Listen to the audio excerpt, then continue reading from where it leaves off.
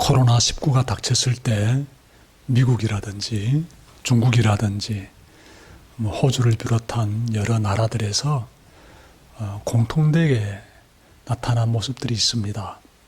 사람들이 마트로 달려가서 막 물건들을 사재기했어요. 우유라든지 육류들을 많이 사기도 하고 마스크라든지 휴지, 기타 등등 많이 이렇게 사면서 사재기를 했는데 그런 모습 보면서 드는 생각이 있습니다. 코로나19라는 상황 앞에서 사람들이 일단은 두려움을 느끼면서 지금은 마트로 가서 물건과 식품을 사야 할 때구나. 사야 할 때구나. 지금은 사야 할 때구나. 이런 판단을 했음을 찾아보게 됩니다. 세상 살다 보면 다 때가 있습니다. 물건을 사야 할 때가 있는가 하면 또 팔 때도 있고요. 공부할 때가 있는가 하면 머리를 식히면서 쉴 때가 있습니다. 움직여야 할 때가 있는가 하면 또 기다려야 할 때가 있어요. 전도서 3장 1절 보시면 모든 일에는 하나님이 정하신 때가 있다 라고 말씀하고 있습니다. 모든 일에는 하나님의 계획과 목적에 따라 정해진 때가 있습니다. 이것은 무엇을 말해줍니까? 우선 우리의 인생에 하나님이 깊이 개입하신다는 것 말해줍니다. 인생의 생사고락이 하나님의 섭리 가운데 전개됨을 말해줍니다. 다음은 우리는 인생의 미래를 예측할 수 없음을 말해줍니다. 인생의 미래는 내가 주관하는 것이 아니라 하나님이 주관하고 계심을 말해줍니다. 그러므로 지혜로운 사람은 하나님의 때를 아는 사람이에요. 하나님의 때를 안다는 것은 하나님이 모든 일을 주관하심을 알고 있다는 것을 의미합니다. 1절 보게 되면 모든 일에는 다 때가 있다. 세상에서 일어나는 일마다 알맞는 때가 있다. 이렇게 말씀하고 있어요. 솔로몬은 모든 그러한 일에는 다 하나님의 때가 있음을 강조하기 위해서 14가지 사례를 언급합니다. 2절부터 8절 보시면 나오는데 하나하나 찾아봅시다. 2절 앞부분에서 솔로몬은 태어날 때가 있고 죽을 때가 있다고 말합니다. 그는 인생의 가장 중요한 문제는 생사의 문제인데 이 부분을 언급하고 있어요. 태어남과 죽음에 대해서 언급하고 있습니다. 여러분, 제가 20년 전에 KBS에서 찍은 다큐멘터리를 봤는데요. 캄보디아에서 온 30대 여성과 4살 소년이 아마 한국에 꽤 유명한 병원인 것 같습니다. 그 병원에서 얼굴에 난 혹을 제거하는 수술을 받고 있었습니다. 수술 결과를 보니까 30대 여성은 잘 회복이 되는데 안타깝게도 4살 소년은 수술 받고 나서 며칠 뒤에 숨을 거둡니다.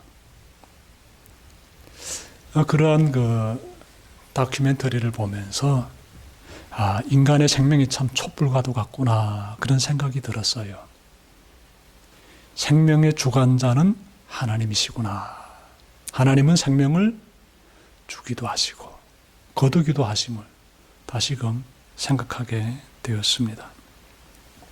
사무엘상 2장 6절 보시면 하나님은 죽이기도 하시고 살리기도 하신다 라고 말씀하고 있는데 이 부분이 많이 이렇게 다가오더군요.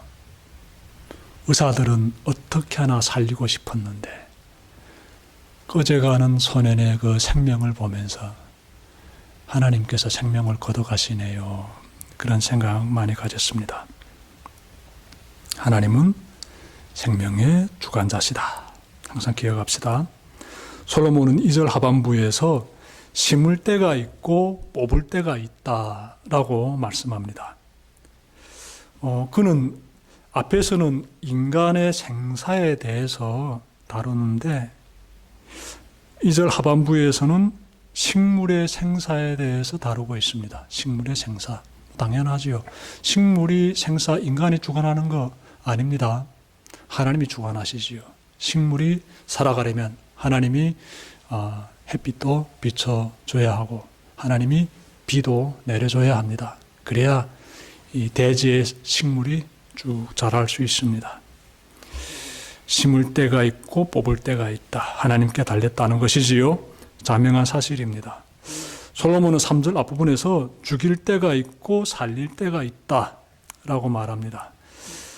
죽일 때가 있고 살릴 때가 있다. 이 말씀은 하나님의 심판을 떠올려줍니다. 이스라엘 민족이 하나님을 떠나 우상 숭배에 빠지자 하나님께서 그 민족을 호되게 치십니다.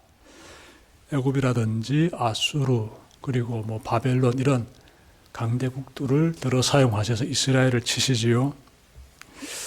이스라엘의 역사에 가장 어두웠던 시기를 보게 되면은 이 바벨론이 이스라엘을 공격했을 때인데 하나님의 성전은 정말 다 잿더미가 되고 예루살렘 성벽 다 폐허가 되어버리고 이스라엘 민족의 지도자들은 바벨론의 포로로 다 끌려가게 됩니다. 정말 당시의 상황 보게 되면 이스라엘 민족이 다 이렇게 역사 가운데서 사라져버리는 것 같습니다. 죽어버리는 것 같아요. 그런데 하나님의 구원의 때가 임하자 포로로 끌려간 자들이 돌아오게 되고 하나님의 성전 재건하게 되고 하나님께서 그곳에 임재하시게 됩니다. 이스라엘 민족의 구원의 때가 임하자 민족이 회복이 되는 장면, 우리가 역사 가운데서 또한 발견하게 됩니다. 이러한 사건은 우리로 하여금 하나님의 심판을 기억하게 합니다. 우리는 죄인을 죽이기도 하시고 살리기도 하시는 하나님을 바라봐야 합니다. 끝까지 하나님을 불신하는 자들은 하나님께서 진멸하시고 완악한 죄인일지라도 하나님의 자비를 붙잡고 참회하면 하나님께서 살려주심을 잊지 말아야 합니다. 이어지는 말씀 3절 하반절 보시면 솔로몬은 허물 때가 있고 세울 때가 있다 라고 말합니다. 솔로몬 왕은 성전과 왕궁을 건축한 사람입니다. 그는 건축 설계만 작성한다든지 기초만 판다든지 성벽만 쌓는다든지 등 공사의 일부만 감당한 것이 아니라 기초부터 시작하여 도면부터 시작하여 모든 이 공사가 완공에 이르기까지를 다 주관한 그러한 왕입니다. 한마디로 그는 뛰어난 건축 전문가입니다. 솔로몬이 성전과 왕궁을 건설했다는 것은 그가 마음만 먹으면 어떤 건물이든 지을 수 있다고 믿게 만듭니다. 이러한 그가 허물 때가 있고 세울 때가 있다라고 말함으로써 자신도 하나님의 통제를 받고 있음을 시인하고 있습니다. 내 뜻대로, 내 마음대로 이루어지는 것이 아니야 라고 말하는 것이에요. 제 아무리 뛰어난 전문가일지라도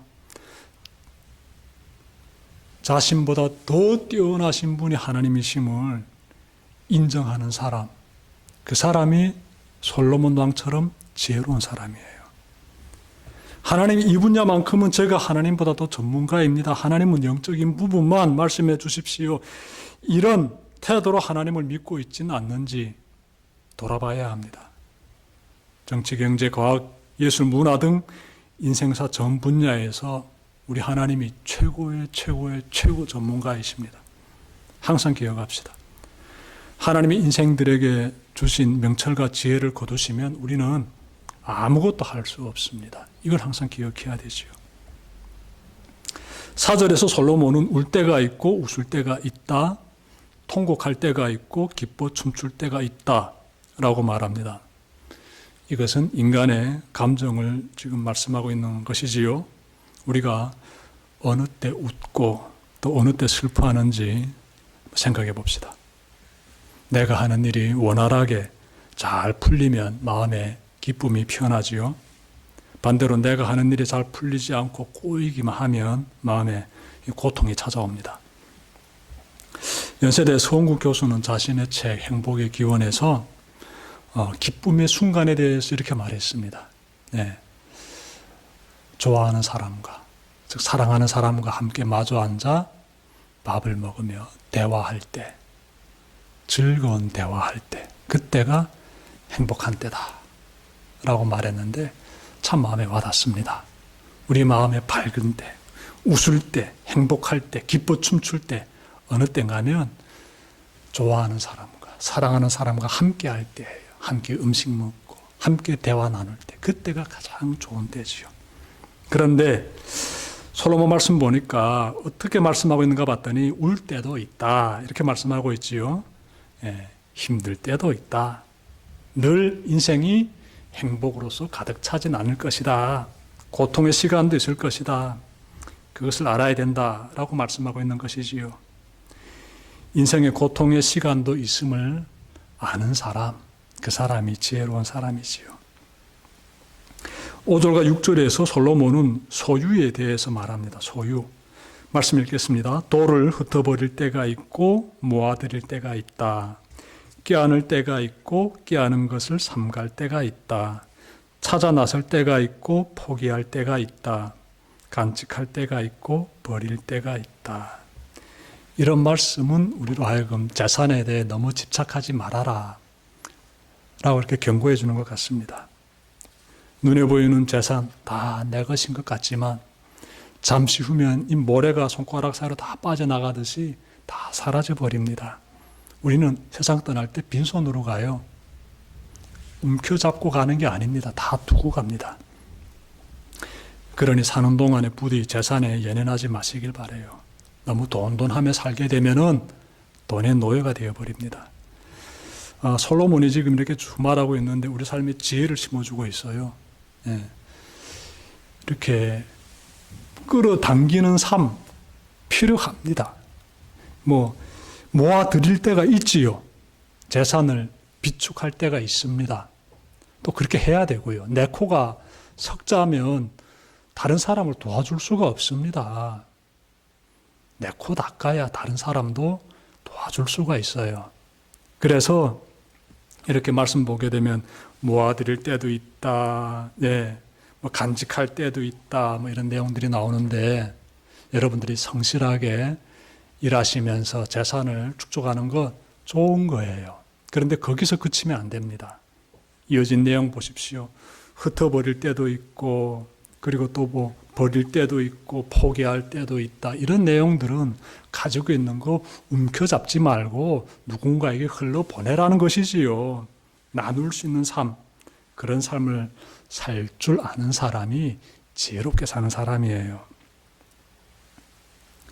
자, 7절 보시면 솔로몬은 찢을 때가 있고 꿰맬 때가 있다. 말하지 않을 때가 있고 말할 때가 있다. 라고 말합니다. 고대 이스라엘 민족의 그 삶을 우리가 좀 살펴본다라게 되면은 사람들이 극도의 슬픔에 빠지게 되면은 겉옷을 쫙 찢으면서 자신의 슬픔을 표현했습니다. 그런데 그 슬픔의 시간이 좀 지나게 되면은 그 다음에는 그 찢어진 그 옷을 다시 꿰매서 입곤 하였어요. 그래서 찢을 때가 있고 꿰맬 때가 있다라고 지금 말하고 있는데 삶에는 힘든 때도 있지만 그 마음의 그 상처가 다 아물어지는 그런 회복의 때도 있다라고 말하고 있습니다. 그래 너무 비관에 빠져 살지 말아라 라는 것이지요. 이어진 내용 보니까 말하지 않을 때가 있고 말할 때가 있다라고 해요. 정말 귀한 말씀입니다. 이 잠언 25장 11절에서 경우에 알맞는 말은 은쟁반에 담긴 금사과다라고 말씀하고 있습니다. 경우에 따라서 맞는 말을 할 수 있는 사람, 그 사람이 참 멋있겠습니다. 그런 사람의 말은 은쟁반에 담긴 금사과다라고 표현하고 있지 않습니까? 세상 보면 어떻습니까? 사람들이 이렇게 경우에 맞는 말을 하면서 살고 있는 것 같습니까? 물론 그렇게 사는 사람들이 많지요. 그런데 다 그런 건 아니지요. 살펴보게 되면은 정반대의 삶을 사는 사람들도 보입니다. 연합뉴스에 실린 기사를 보니까 며칠 전인데 2월 16일에 김세론이라는 연예인이 자살했습니다. 집에서 스스로 생명을 끊었어요. 비통한 소식이지요. 기사에 실린 글을 보니까 이 연예인이 정말 이 악성 댓글과 유튜버들의 거짓 보도에 굉장히 상처를 받으면서 힘든 시간 보냈더라고요. 그래서 견디다 못해 자살한 것입니다. 여러분, 말 한마디가 사람을 죽이기도 하고 말 한마디가 사람을 살리기도 합니다. 말 함부로 하면 안 돼요. 만약 인터넷에 기사를 보고 댓글을 단다면은 그 사람에 대한 존중하는 마음을 가지고 한 글자 한 글자 쓰시길 바랍니다. 그 상대에 대한 존중하는 마음을 가지고 그리고 사실 여부를 잘 따져보고 판단하시길 바랍니다. 내 추측대로 즉흥적으로 함부로 말 한마디 글 한 글자 쓴다라게 되면은 그것으로 인하여서 상대방은 생명을 끊을 정도의 고통을 겪습니다. 항상 우리가 기억합시다. 하나님 믿는 사람들은 절대로 말을 함부로 하면 안 돼요. 말할 때가 있고 말하지 않을 때가 있다. 꼭 기억하시길 바랍니다. 8절 앞부분에서 솔로몬은 사랑할 때가 있고 미워할 때가 있다라고 말합니다. 여기서도 인간의 감정을 다루고 있지요. 사랑이라든지 미움이라든지 우리 인간의 감정의 표현들입니다. 아무리 사랑하는 부부일지라도 사랑만 하며 살지 않습니다. 사는 동안 충돌이 발생하게 되고 그러면 사랑하던 감정은 온데간데 없이 다 사라져버리고 미움이 그 자리를 또 차지하기도 합니다. 그래서 지혜로운 사람은 인생에는 사랑할 때만 있는 것이 아니라 미워할 때도 있음을 알고 있습니다. 8절 뒷부분 보시면 솔로몬은 전쟁을 치를 때가 있고 평화를 누릴 때가 있다라고 말합니다. 전쟁과 평화, 인생에서 정말 엄청난 문제입니다. 이거는. 우리는 정말 평화를 원하는데 이 전쟁이 사라지지 않고 역사 가운데서 계속해서 이렇게 함께 해오고 있지 않습니까? 정말 중요한 주제들이지요. 전쟁과 평화. 이런 큰 문제들을 다루면서 솔로몬은 이 14가지 사례들을 쭉 마무리합니다. 그래서 전쟁을 치를 때가 있고 평화를 누릴 때가 있다라고 말하면서 모든 사례의 마침표를 딱 찍습니다. 지금 뭘 말합니까? 그러므로 모든 때의 주관자는 하나님이심을 강조하고 있는 것이지요. 하나님이 모든 일을 주관하신다면 우리가 어떻게 살아야 할까요? 인생을 낭비하면 안 되지요. 소중한 생명의 시간이 우리에게 있지 않습니까? 하나님이 허락하신 시간이지요. 그 시간을 하나님의 때에 맞춰서 살아야지요. 하나님은 우리에게 생명의 시간을 허락하셨으며 우리는 그 시간을 통해서 하나님이 이루고자 하시는 일, 이뤄내야 합니다. 우리가 그렇게 살아갈 때 하나님께서 기뻐하시는 거예요. 이런 삶을 살아야지요. 하나님 기뻐하시는 삶. 하나님의 때를 바라보면서 나의 생명의 시간을 잘 사용하는 사람, 멋있는 사람이고 정말 성공적인 인생 사는 사람이지요. 그런 삶을 사는 여러분들 다 되시길 바랍니다. 정말 안타깝게도 인생을 낭비하는 사람들 있지요. 제가 강남 비전교회 한재영 목사님이 쓴 칼럼 중에 실린 한 이야기를 좀 나누고 싶은데요. 한 여성이 있었습니다. 이 여성은요, 안 먹고 그리고 안 입으면서 허리띠를 졸라매고 열심히 일해서 수세식 화장실이 달린 집을 샀습니다. 얼마나 기뻤겠습니까? 드디어 고생 끝에 낙입니다. 원했던 집 마련했어요. 여성은 친구 집에 놀러 갔는데 아니 그 집에 화장실이 2개나 있는 겁니다. 그러자 이 여성이 또 다른 생각을 품게 돼요. 사람이 살려면 화장실 2개 달린 집 가져야 돼. 이때부터 여성은요, 또 안 먹고 안 입고 허리띠를 졸라매면서 열심히 일했습니다. 그렇게 피 터지게 노력해서 드디어 화장실 2개 달린 집 마련했습니다. 그런데 얼마 뒤에 이 여성은 병에 걸리게 되고 생을 마감하게 됩니다. 여성은 인생을 어떻게 살았습니까? 낭비한 것이죠. 소중한 인생 너무나 허무하게 보낸 것이지요. 그깟 화장실 2개 달린 집 뭐 그렇게 중요하겠습니까? 인생의 목적을 거기에 두고 안 먹고 안 입고 허리띠를 졸라매고 죽으라고 일하면서 산 것이지요. 여러분, 우리는 이렇게 살면 안 됩니다. 여러분들 혹시라도 이렇게 살까 봐 제가 좀 우려가 됩니다. 나도 남들이 가진 거 가져야 돼. 나도 저 정도 큰 집에서는 살아야 돼. 나도 저 정도 좋은 차는 타야 돼. 나도 저 정도 재산은 비축해야 돼. 그렇게 피 터지게 노력하면서 살다가 어느 순간 불현듯 찾아온 죽음 앞에서 정말 쓸쓸한 최후를 맞이하게 돼요. 그렇게 살지 마십시오. 지혜로운 사람은 그렇게 살지 않습니다. 하나님의 영광을 위해서 주어진 삶을 살게 돼요. 생명의 주관자가 되신 하나님, 모든 일에 때를 예비하신 하나님, 하나님께 내 모든 인생을 맡겨드리면서 하나님 원하시는 그 계획을 이뤄내는데 내 삶을 바쳐야지, 이런 계획을 가지고 삽니다. 여러분들, 주님의 몸된 교회, 이 대성교회 구성원들이지 않습니까? 하나님을 바라보면서 하나님 기뻐하신 일을 위하여서 주어진 남은 한 주의 삶을 최선을 다하여서 충성스럽게 믿음의 삶으로서 잘 살아내시기를 진심으로 바랍니다. 그리할 때 하나님께서 여러분들 삶 가운데 정말 더 큰 축복으로서, 더 큰 은혜로서 한가득 넘치게 채워주실 줄 저는 믿습니다.